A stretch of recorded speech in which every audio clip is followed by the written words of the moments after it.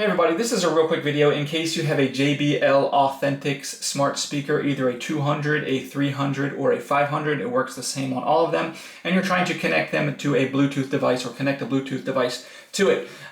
So you might want to be doing something, connecting something for the first time, or it might already be connected and you are trying to connect a new device or a different device.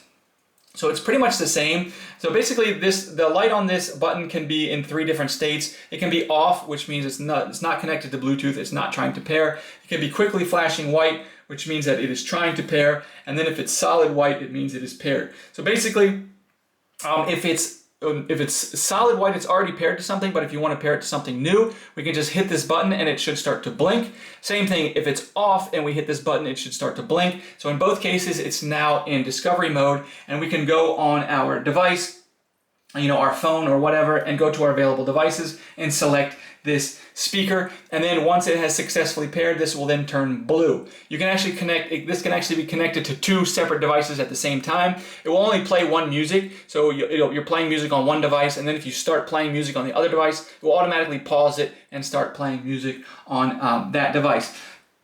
But anyways, that's pretty much all there is to it. If you're still having pairing issues after this, I would recommend you do a factory reset of the speaker to clear everything out so you can set it up like new. I'll put a link in the description to how to do that. So let me know if this worked, and if it did, if you could leave me a like, I'd really appreciate it. Thanks a lot for watching.